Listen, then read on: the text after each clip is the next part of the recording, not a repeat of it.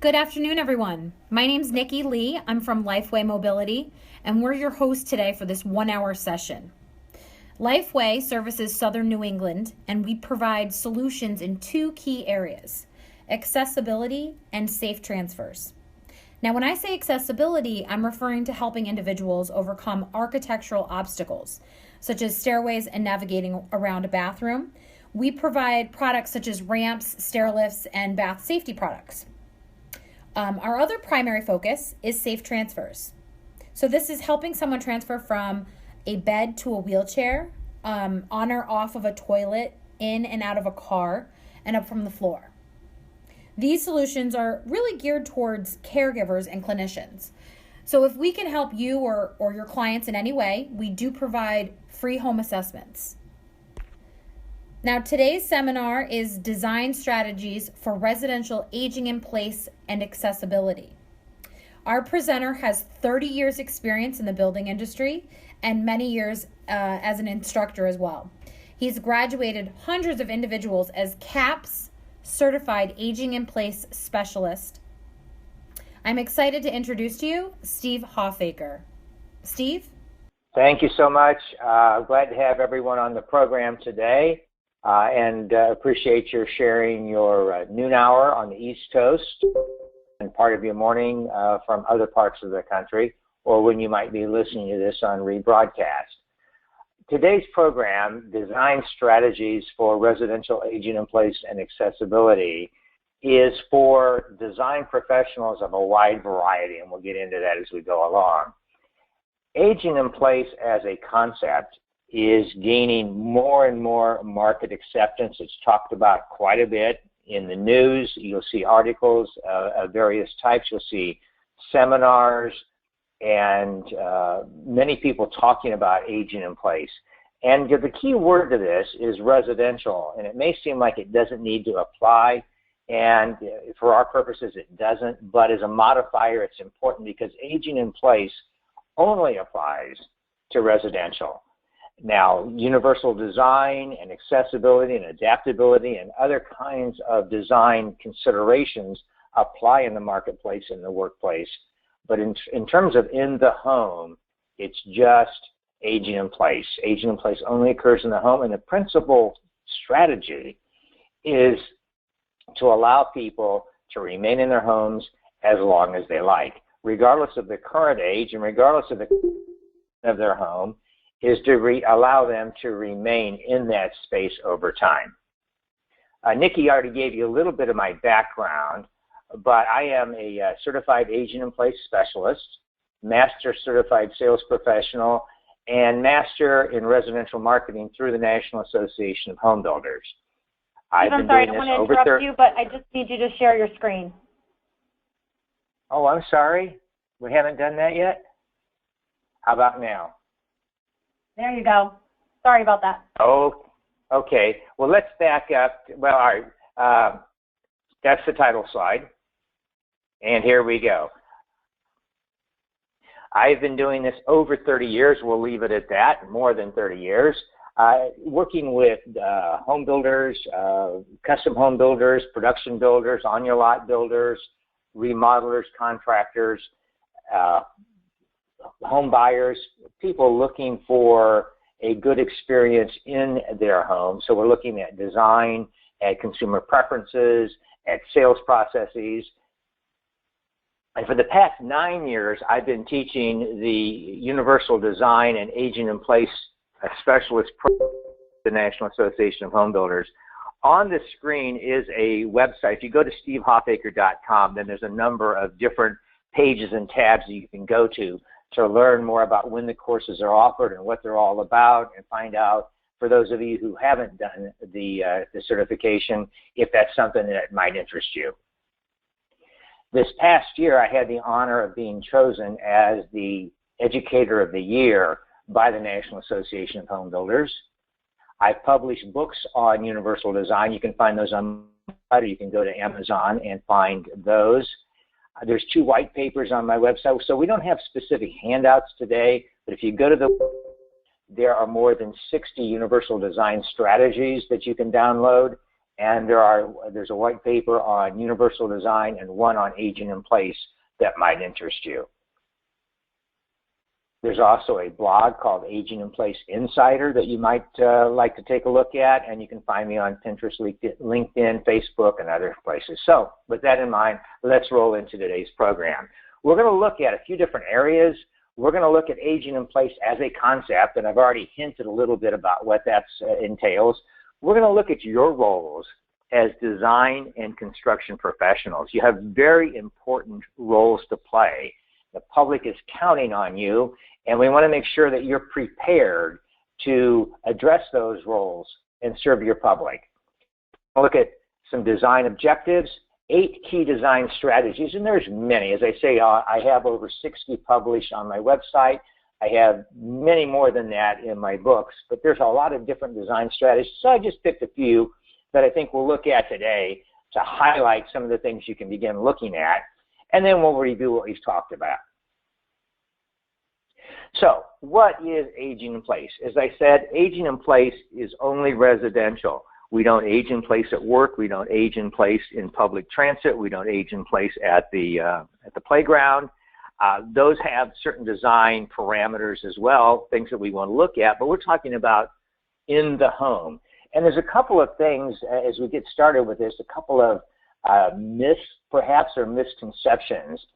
And that is, if you can't afford to do the whole thing, then you shouldn't get started at all. In other words, you have to go in and do a lot of modifications. And that's just not true.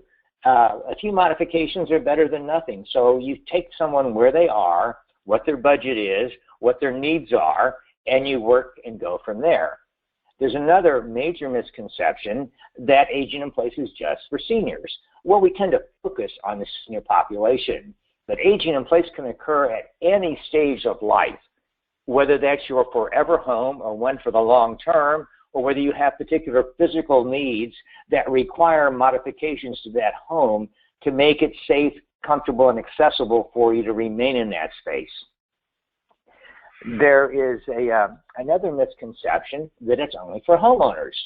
And true, homeowners do tend to be our focus, but renters, in many cases, now we're not talking about moving walls and doing major structural modifications, but things that help the renter in terms of bath safety and access throughout the home and balance, those are all important for a renter or a homeowner, so it's not just for owners.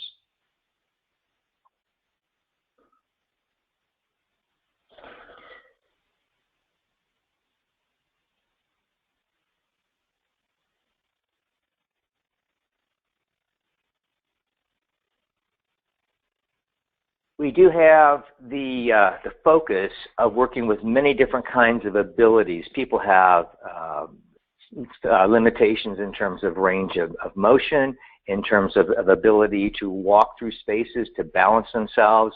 They may be suffering from a progressive condition that increases in intensity over time and continues to limit their ability to perform activities of daily living or things that we would consider to be normal mobility. People may have suffered a traumatic accident or injury, and that needs to be treated. Also, in terms of income, we have people with very modest means. They still need modifications of their homes, and then we have multi-million-dollar homes, and those need modifications as well.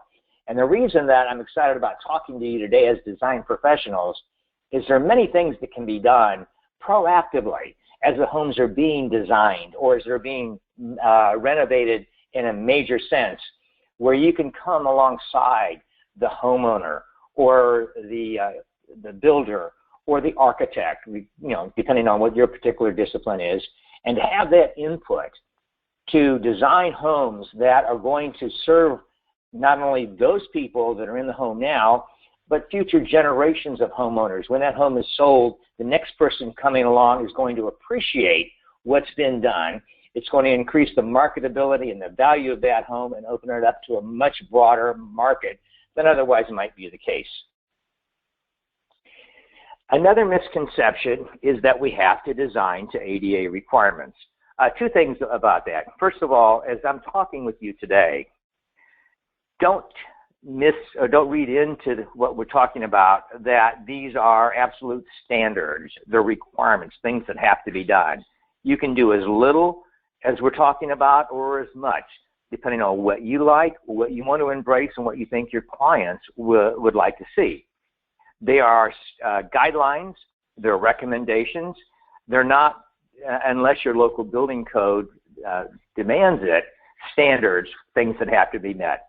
That said, ADA requirements, or the Americans with Disability Act, a lot of people think that in single-family residential construction, there needs to be, for instance, grab bars in the bathroom, or that a ramp needs to be, or that there has to be a first-floor living or a bedroom and bathroom space. While these are good design criteria, things that we would want to, they're not requirements. No one is coming alongside and saying, you didn't do this. You didn't mount the grab bar around the toilet high enough, long enough. So some customers, some consumers are going to want this done, and that's fine. And some municipalities may have specific applications where they say, this is part of our code. If it is, then obviously you have to comply. But in the general sense, 1, 2, 3, and 4 unit dwellings do not have to comply with ADA requirements. You may want to, your clients may want you to, but it's not a requirement. Universal design is the baseline in terms of aging in place. It's what I like to come back to, because if you design with universal design, universal, just like the word says, applying to the most people possible, there are going to be some at either end of the spectrum that you're going to miss. But for the most part, you're including everyone. If you take, for instance, a first grader, that, their particular height, their particular ability, their reading ability, and so forth, can they use, say, a digital thermostat? Can they open the door? Can they use the faucet because of their height and their physical strength and ability? And can their grandparents, somebody in their 70s or 80s or even 90s, do the same thing? And if the answer to both is yes, then that meets the universal design litmus test, if you will. That serves as the defining criteria for whether something is universal or not. If it fails on the low end, if it fails on the high end, if someone from a seated position, whether they're just seated because they don't have the stamina to stand, or they're tired, or they prefer to sit, or they're in a wheelchair, can they use and operate various functions in the home equally as someone who is standing or considerably taller than them? Again, that's a universal design measuring stick. And visitability, this term, and I put it on the screen so you can see it, because when you hear the term visitability, it may not translate. You may say, well, what is that term again? Can you spell it? Visitability, the ability to visit. And this is a tremendous design opportunity. If you're a contractor, if you're an architect, if you're a home builder, it's designing for people to visit their neighbors, friends, relatives. And a good sales strategy is if you're talking with someone and they are reluctant to do something for themselves, it might be budget, it might be appearance, it might be other things that they're not willing to do, then get them involved in thinking beyond themselves to their friends, to their relatives. They have a parent, they have a cousin, they have an aunt, uncle, brother, sister in another part of the country that comes to visit them occasionally. They may not know of their current physical state. Maybe something has happened to them recently that they aren't aware of, or they're not aware of the extent of it, and they show up at their front door and they have difficulty getting in because they're using a walker, they're using a cane, they're using crutches, they're in a wheelchair. They have difficulty navigating the steps. Same is true with neighbors. You're throwing, just recently we had the Super Bowl, so you have a Super Bowl party, or you have poker night, or book club, or whatever it is. Can people come and visit you comfortably? Block party, same thing. So visitability, huge, huge opportunity. Now, your roles.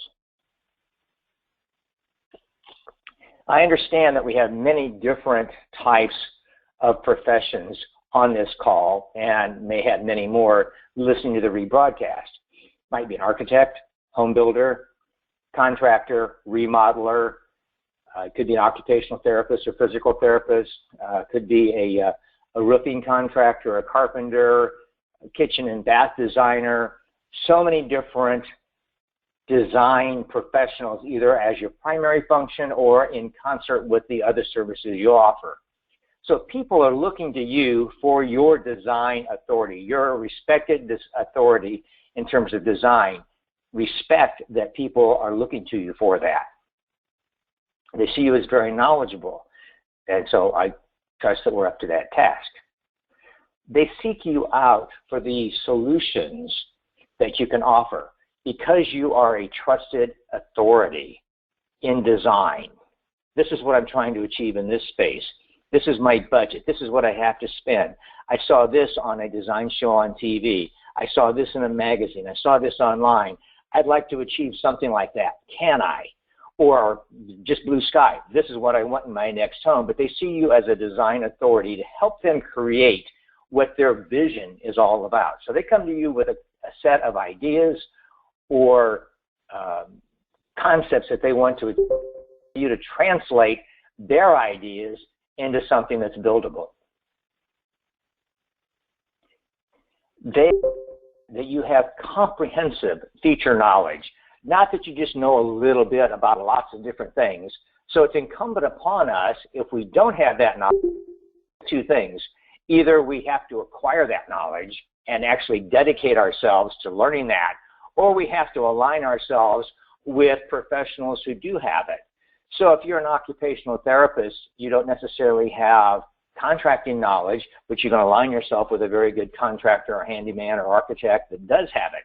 If you're an architect that doesn't understand some of the changes that people go through from a physical nature as they age or as they have limiting conditions, then you align yourself with an occupational therapist, physical therapist, or the type of designer. So the various products and features, and again, as people watch design shows as they want to do, there's so many on TV and different budgets and frames. And by the way, that is a challenge for us in presenting solutions to people, because on TV, everything's done in an hour, and you know, they don't take that into account that that's time lapse and it takes several days to get it done. But people do have this expectation that there are a number of features and designs, and maybe they don't even know what's out there. They say, well, this is what I want. I want something that'll open this way, or I want something that'll come on like this, or light this space.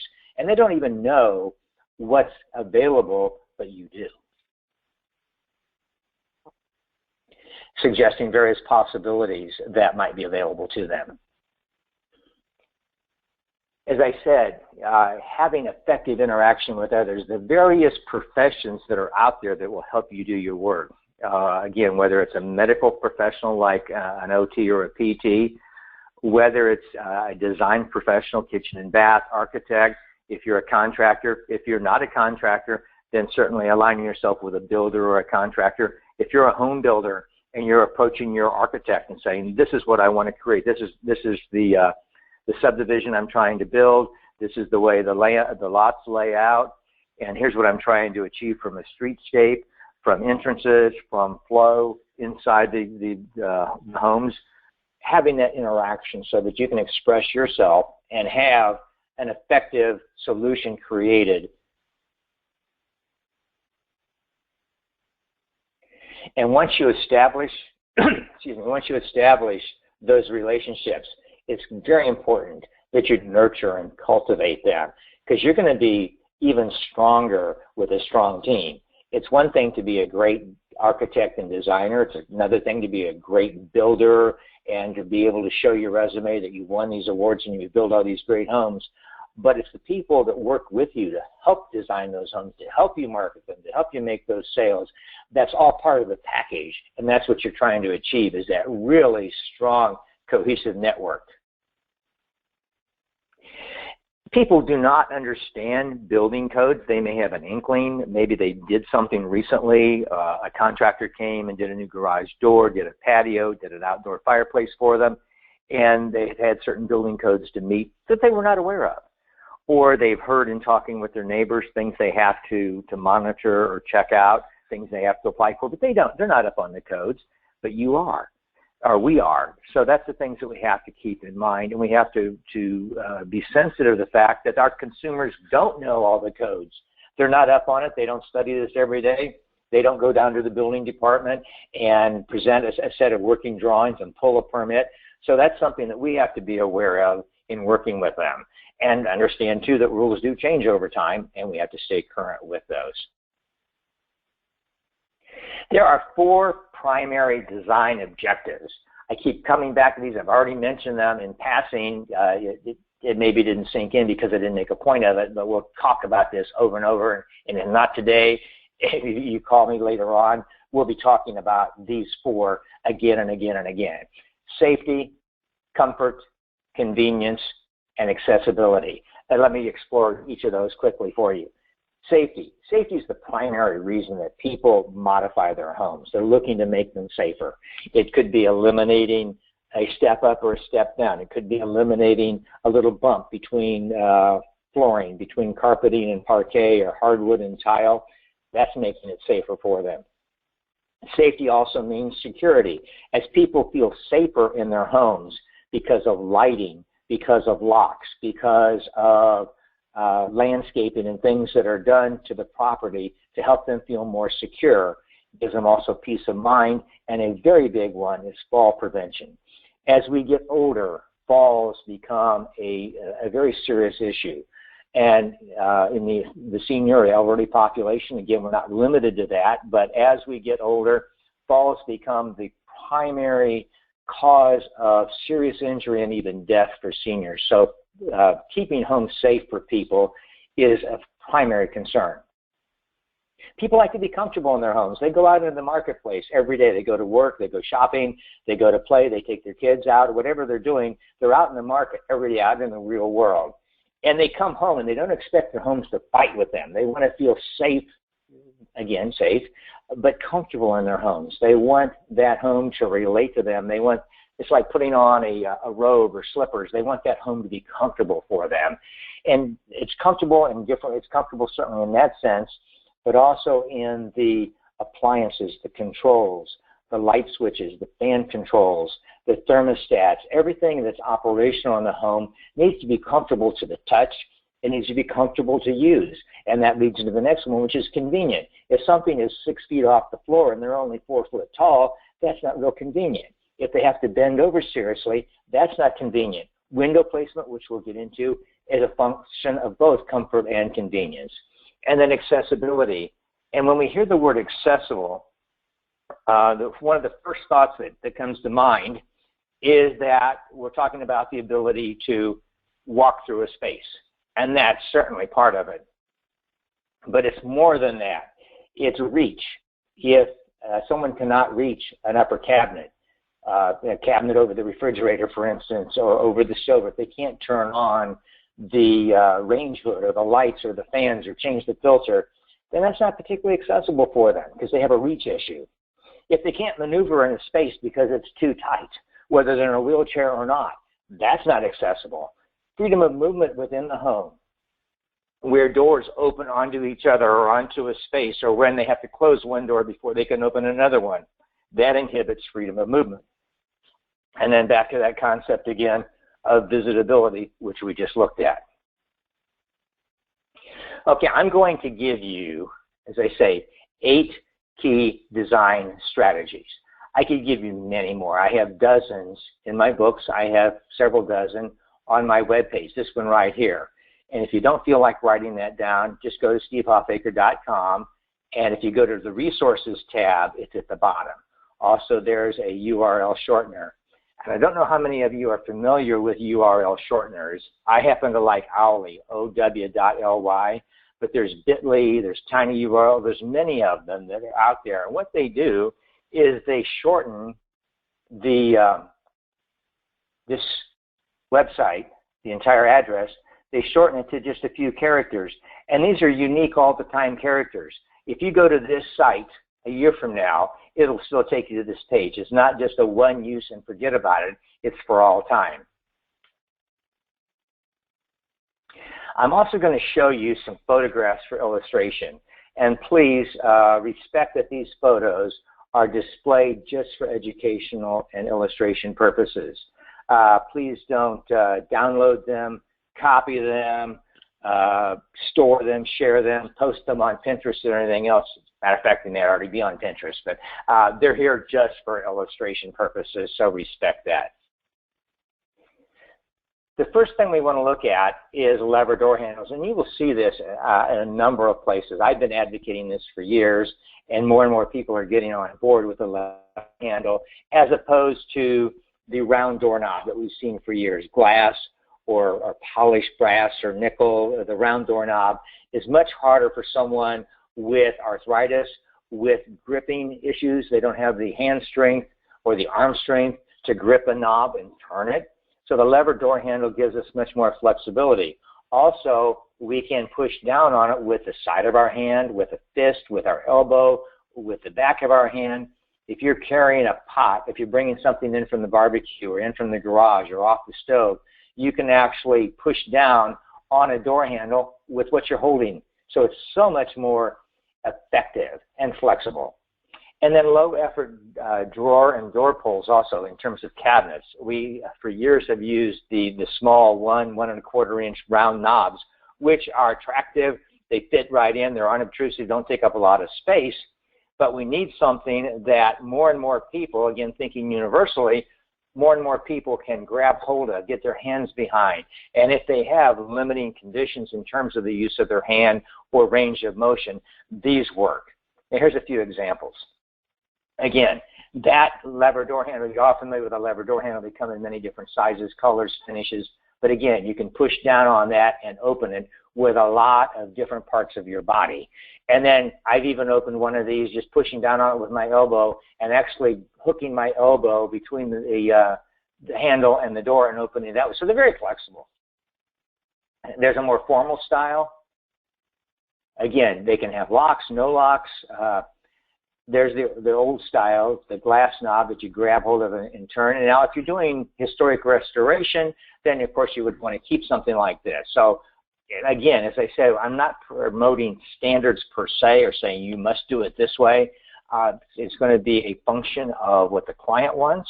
It's going to be a function perhaps of if it's historical restoration or the general architectural character of that neighborhood or street or community. That may have a more governing factor on what you design and what you can do on the outside. On the inside, that's a different story. That's more to please your client. This is a very classic doorknob, but very ineffective. And I hope I'm not stepping on any toes as I talk here today. You can take what I say, or you can dismiss it like this guy doesn't even know. But anyway, this is I call this a two-handed door handle because you have to push down to press this little switch, and then you have to grab this. And generally, it's a two-handed operation because you have to press with the back of your hand or your thumb and pull the door open or push. But most people don't have the size span in their hand to do both at the same time. Some do, most don't. This is an interesting type of door pull that you see quite a bit. You have the ability, you have a big space here where you can get your hand, even two hands, underneath it. At the top, you've got this little post. Someone could actually grab that post and pull it open, but the thing you want to be careful of is that someone doesn't catch their skin or clothing on this, which is entirely possible. And so again, coming back to safety. These are becoming more and more common, these pulls. Again, in designing something like this, look at the width of the drawer, two handles. So can someone open them effectively, or if they pull more on one side than the other side, then the drawer gets kind of off kilter and it binds and it's harder to use. This is a very nice door pull because it's deep. These are good drawer pulls because they've got plenty of room for your hand. The only thing to keep in mind is the corners. Now, this could be a little sharp if somebody were to walk into it with the thigh or back into it. This is a very nice type of door pull because you see it's long, it's got space behind it, and it actually could be used with two hands, and you could grasp it any place along there. So something like that is I recommend that to you as a design consideration. Now our next one is creating 36-inch or greater door openings throughout the home. Now a lot has been made of this recently, and we talk about not only the design advantages, but the practical advantages, because all of us at one time or another, whether it was in college, whether it was our first apartment, whether it was helping our parents when we were younger, whether it's a home that we've had, we are moving cabinets, tables, beds, mattresses, desks into one room or out of one room, or we're helping our children move, and we get the furniture stuck in a narrow doorway. A 2.6 30-inch or 2.8 32-inch doorway versus a 3.0 or 36-inch. We bind up the furniture, we skin our knuckles, we skin our forearm or our elbow, we bang our shin or our knee. It's not comfortable. So let's give ourselves a fighting chance.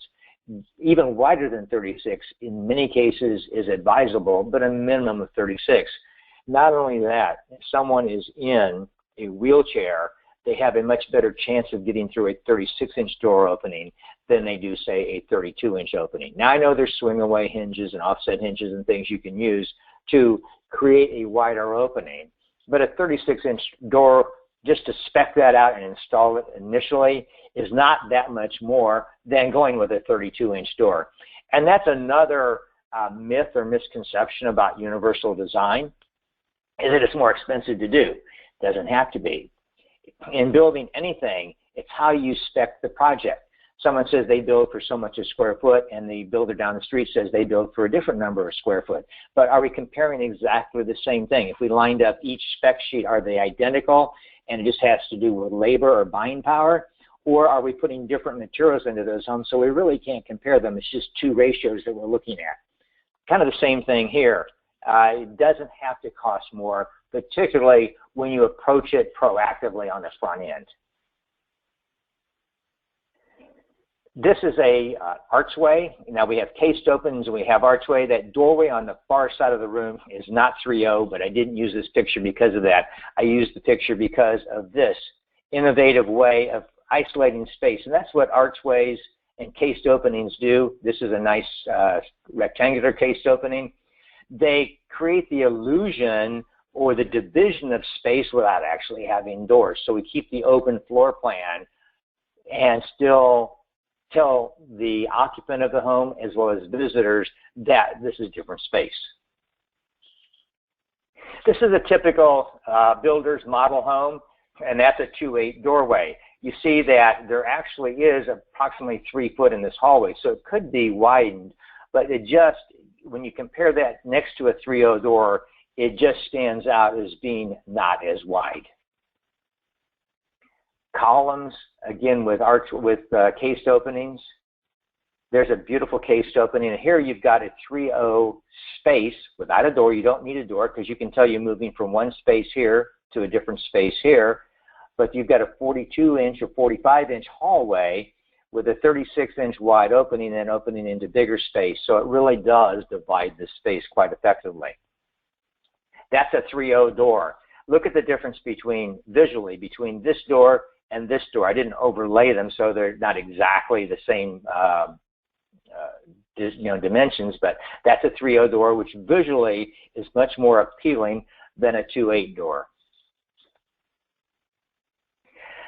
Sliders, pocket doors, with and without transoms, with and without light or glass in them or side lights, is another effective way of using doorways in spaces where you have a much bigger opening. So here you've got more than a 4-foot opening. Well, you can't go down without special millwork and get a 48-inch door, but you can use pocket doors, barn doors, sliding doors to accommodate that space.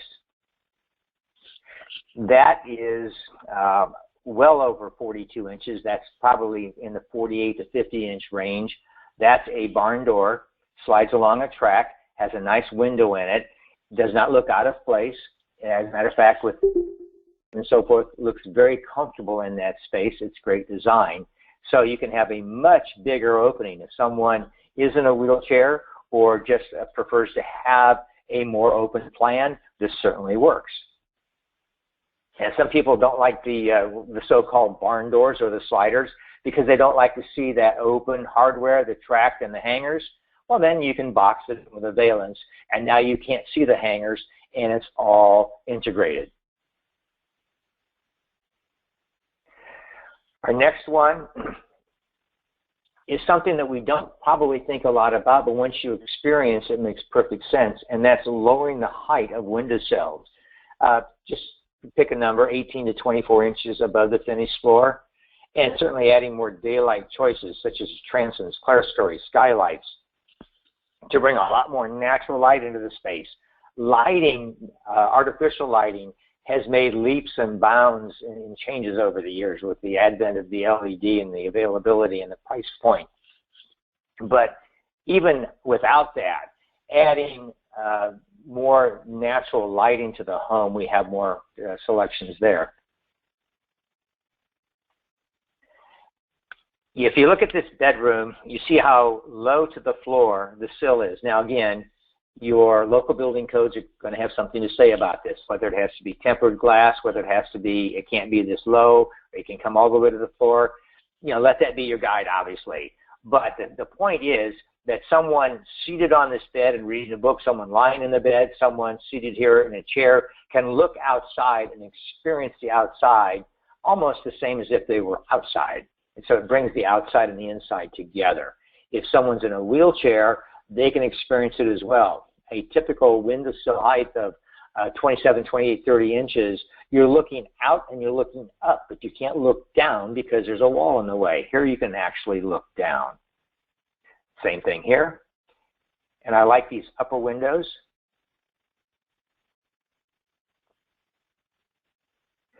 This is a more typical installation of a windowsill, and you see seated here at this desk, all you can see is from here and up. You can't see anything down here without going over to the window and then looking out. So if you are seated, if you're having a conversation in your living room, family room, you've invited some friends over, you're having the family together, you're talking, having those windows at a lower height means that anyone, wheelchair, not wheelchair, seated, standing, can look outside and appreciate the view without having to make any adjustments to where they're seated or standing. There again, typical windowsill height.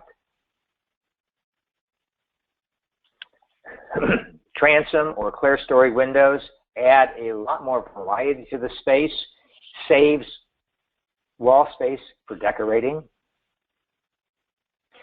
Skylights. Years and years ago, we used skylights, but then we ran into trouble with many of them leaking, and there was a little bit of a backlash where people wouldn't have skylights anymore. Well, now the technology and the installation has improved to the point where people do embrace skylights now, the rectangular ones, the operating ones, the ones that open, the ones that have the ability to automatically shade them or diffuse the light. And then the tubular skylight. There are a number of manufacturers of these, and these can be installed. They do not leak. I've used them for years. They bring a tremendous amount of light into the home, sometimes too much.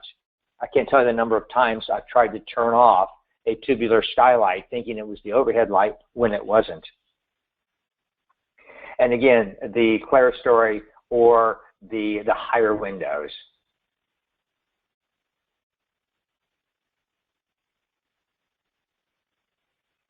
The next design strategy is hard surface flooring. Now, I know a lot of people like carpeting. I may have some carpeting manufacturers or retailers on the call, and carpeting has a place, and a lot of people love carpeting. I know builders still like to include carpeting in the home. It's easy to put in. It's a good closing strategy because you can ask people what color of carpeting, what grade of carpeting, what type of pad they want. The issue is that in terms of the level surface, the level playing field, if you will, when someone goes through a home and goes from a carpeted surface to a hard surface, there's a little bit of a give, and someone could easily catch a toe or trip, or if someone's pushing a cart or a wheelchair or a walker between those two surfaces, it can bind a little bit.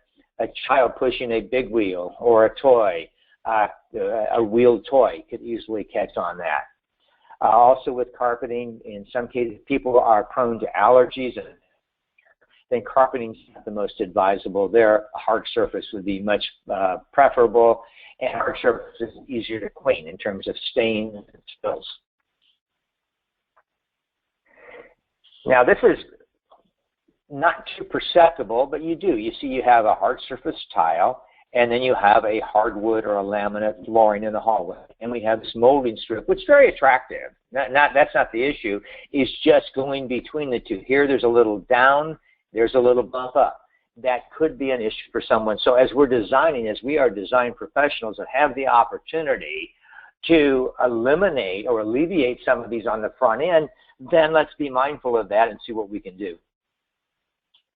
Here, this is a tight pile, so you're probably not going to have as much depression stepping on it as you do here, but if you're not paying attention, if someone is kind of scuffing along or not picking up their feet or not paying attention, or a younger person is looking at their phone and texting and not looking where they're going, they could easily stub a toe, shoe, something like that. The other thing is, for an older person, a carpet, and we used to love to sell carpeting with really thick, luxurious, so you almost sunk into it up to your ankle. That's a great feel, but it's not the safest. Remember, we said safety is one of our premises here.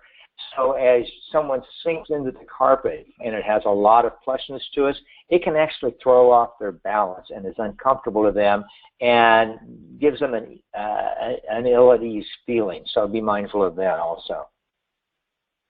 It's very common where you've got tile going in the carpet, even a sculpted edge like this. Very common, but again, a perceptible difference in grade. Even if it's only a ½ inch, ¼ inch, some of them are more than this, but there's definitely a perceptible. If you had your eyes closed and were just scuffing along here between here and there or the other way, you would notice that you changed heights. And there's so many floorings. I think more than any other building product in the last, say, 10 years, flooring has undergone the most changes. We have had ceramic tile, we had vinyl tile, we had hardwood. Now we've got, and we've had terracotta for years, but now we have the laminates and we have the engineered flooring and we have ceramic in so many different forms and styles. Ceramic that imitates hardwood, ceramic that imitates stone. We have porcelain, we have polished concrete, we have stamped concrete that imitates wood for porch floors. There's just so much. Linoleum has made a huge resurgence. Back in the 40s and 50s, people couldn't wait to get rid of the linoleum. Now linoleum is very attractive and very much in use in kitchens, play areas, and larger spaces. Otherwise known as sheet vinyl. Now here's a case of, you've got actually 3 different flooring types. You've got flooring that's running this way. This is a trim piece. You've got tile, but you'll notice that it's all essentially the same height underfoot.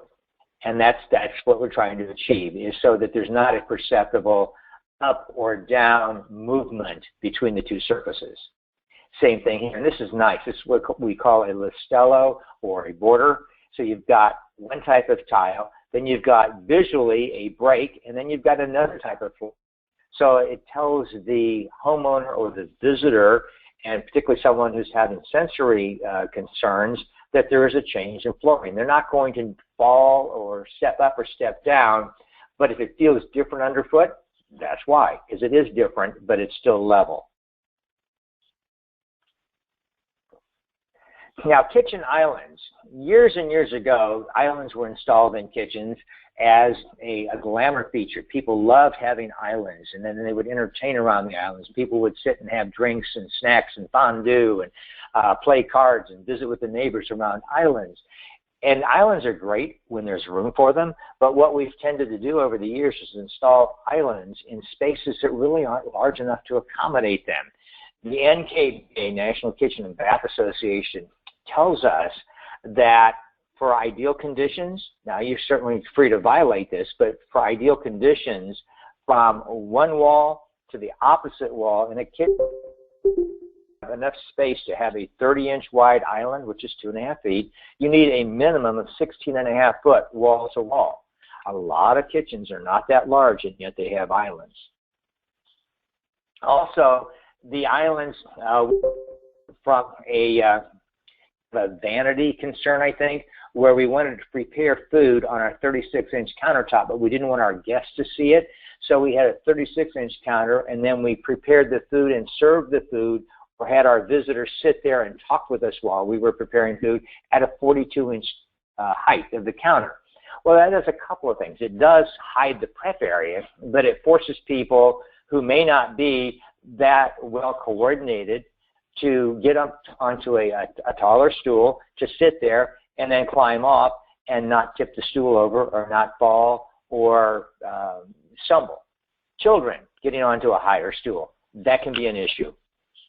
Whereas if the countertop were lower, such as in this case, now you can use a regular height chair, a regular 19-inch from the floor seat.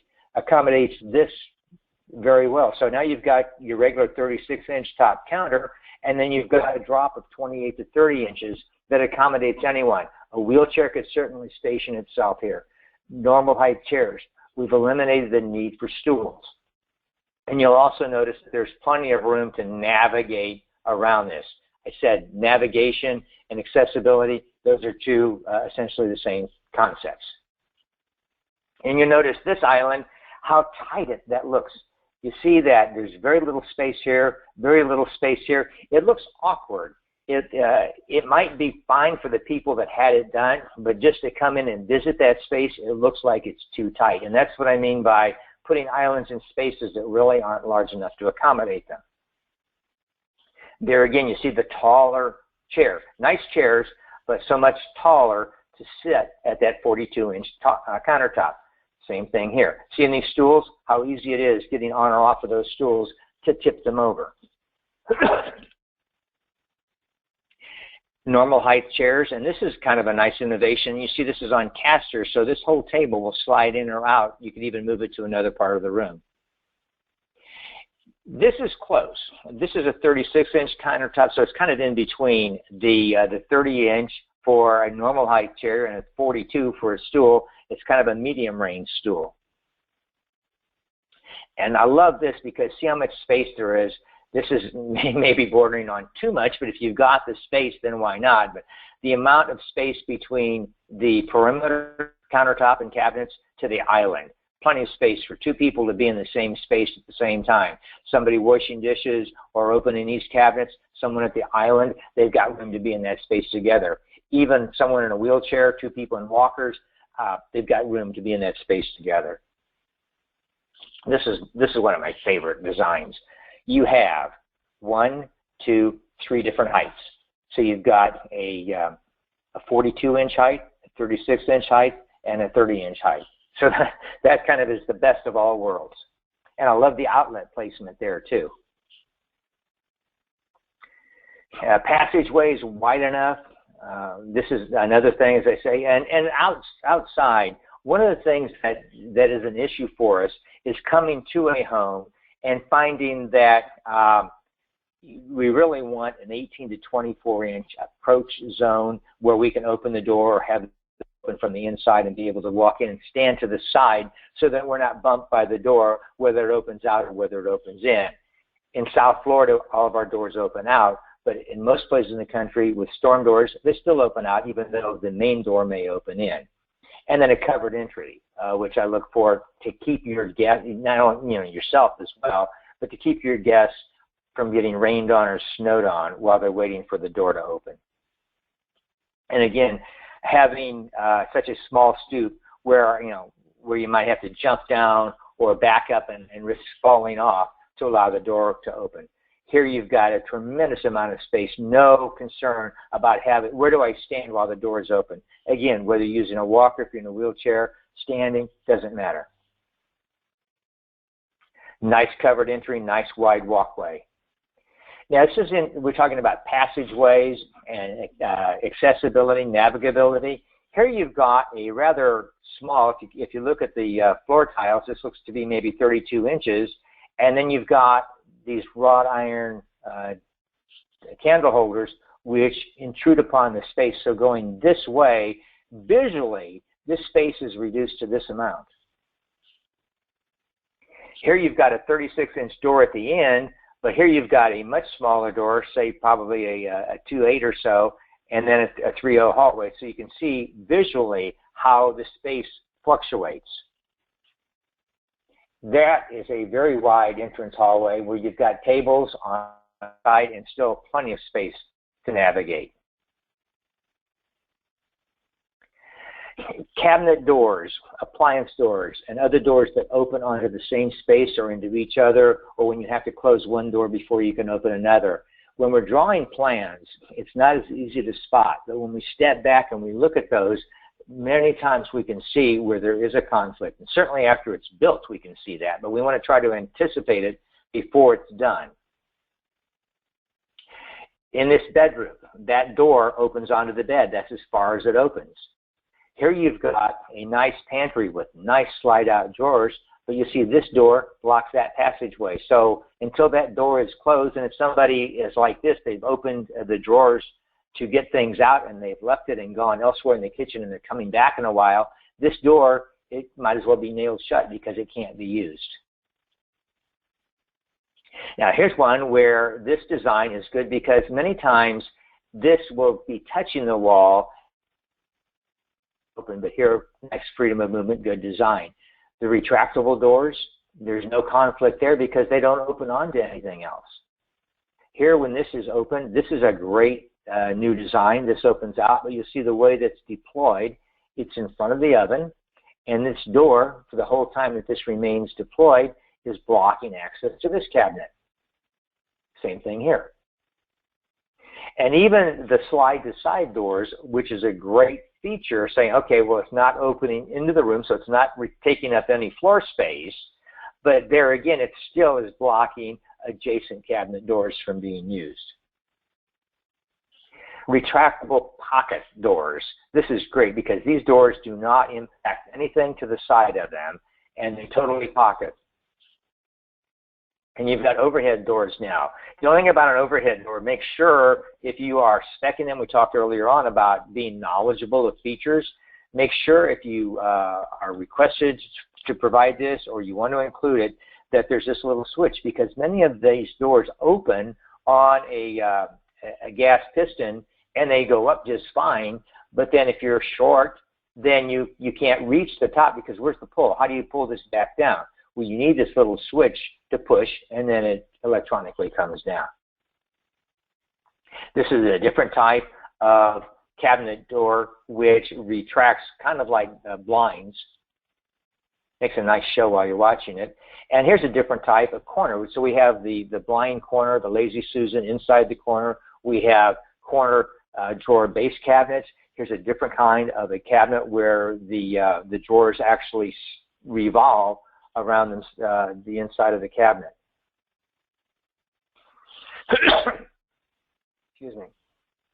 And lastly, as I said, the lighting. While I think flooring has made more strides than anything else in recent years, lighting is a very close second. If you go back 10, 12 years ago, LED lightings were just making their way into America, and they were $150 or more per bulb. They didn't dim. You couldn't put them in a light fixture because they only had downlight. And now we have LED lights so many places, indicator lights, strips, solar-powered LED lights for exterior use. You can even, if you go to the hardware store, some of the home improvement centers, you can get LED bulbs, 60-watt equivalent. You can get two of them for $5, $6 now. That's how we've come down in price and availability. And they last so much longer than the old CFLs or the incandescents. The LED lighting is rated at 20 years or more, and so far my experience is that it's going to get there. Even if it doesn't get to 20, I've had lights last more than 3 years already. You've got LED discs that you can put in cabinets, under cabinets, on shelves, in appliance garages, along baseboards, in drawers, in cabinets again. Shower heads that are lit. Sometimes the color indicates the temperature, sometimes it's just a decorative color. Lighting in cabinets that open drawers. Toe kick lighting. This is a great feature. Someone says, well, why would you want that? Well, the reason you would want that is that it adds ambient lighting to the space. So if you come out there in the kitchen, for instance, or even the bathroom, 2 o'clock in the morning, you need to go to that room. You don't have to fumble for a light switch. You don't have to try to see your way in the dark. You don't have to have night lights plugged in. You've got this low voltage ambient lighting. And that's the case. This particular manufacturer uses, and so as the temperature increases, the color changes. Okay, we're almost done with our time, so just a quick review of a few points we've covered. Safety, as I mentioned, as design professionals, as builders, as architects, as contractors, handymen, kitchen and bath designers, carpenters, people who are helping homeowners, helping renters deal with their space and make it safer, more comfortable, and convenient for them. We want to look at circulation patterns. How do people move about in that space? What activities do they do? Are there other people that are going to be in that same space at the same time? And what needs to happen for that to be a safe activity? Generally, temperature, lighting, ease of use of various components in terms of the convenience, where items are located, how they're used, the number of steps or motions. Kitchen and bath designers, builders, others have heard we talk about the work triangle in a kitchen, which is taking the sink, the cooktop or stove, and the refrigerator, and how closely they are located to each other so that you've got an efficiency of movement. As you have them elongated, as you have one of them that you have to literally jump over the island in the middle, which you obviously don't do, so you walk around. That adds more steps. It's less efficient. It's more tiring. And then how do people enter and leave a space? How do they retrieve items? How do they reach? How do they use it? So part of it's being detective. And some of this comes, okay, the last home we designed or the one before that, or just you're getting an idea for what people are requesting and requiring, and then you're able to use that. So you don't necessarily have to figure it out each time. In summary, two summary slides. Look for as many ways as you can to incorporate universal design concepts, because it does serve the needs of people living in that space now, whether they're owners or renters, and it appeals to the future. You know, there was a time when people would remodel. They would come to people, design professionals like yourselves, and they would say, if I spend $30,000 to remodel this kitchen, or if I enclose my carport, if I finish my basement, if I did the back porch or patio, and I want to sell this in 3, 4, 5 years, how much am I going to get back? In other words, what's my return on investment? If I spend $30,000 now, am I going to get even more than that when I sell it? And therefore, that made my decision for me. Now people are looking at, forget that. It's important, but that's not the overriding factor. It's, if I spend the money now, how much more enjoyable is my home? How much safer is it? How much longer can I stay in this home versus finding another place or moving my elderly occupants to a facility that they might not enjoy as much? And the other thing about universal design is it's solid design. It's good design. People look at this, and one of the key concepts of universal design is that it just fits in. So if somebody walks into a home and says, oh, why did you put that over there? And it's a great looking feature, then that would be a good question. But if it just sticks out like it doesn't belong, that's not what we're looking for. So we're looking for good integrated design that people don't notice except for when it's a beautiful, well designed feature. And finally, keep visible design ideas in play as much as you can. As I mentioned, you have parties, you have cookouts, you have block parties, you have back-to-school gatherings, graduation parties, end of school year, retirement parties, so many things going on that people want to come to your home, but put yourself into your client's lifestyle, and people are coming to their homes, and you want it to be safe and comfortable and convenient. And in many cases, there are such design criteria in terms of the architectural integrity of the neighborhood that's going to be harder to do. But even if getting into the home in terms of the steps and the rise and the grade is harder to work with, once you get inside the door, once you open that front door and go down the hallway and go to the powder room or bathroom or family room or living room, that's something you have some control over. So I really enjoyed our time together today. As you have more questions, go to my website, send me an email, text, pick up the phone. I have books that you can find on the website. I have classes, the Aging in Place specialist classes. I conduct those frequently, once or twice a month, in various parts of the country. I have the blog, Aging in Place Insider, that you can take a look at, and you can find me on social media. So I appreciate your time. Thanks for being with me.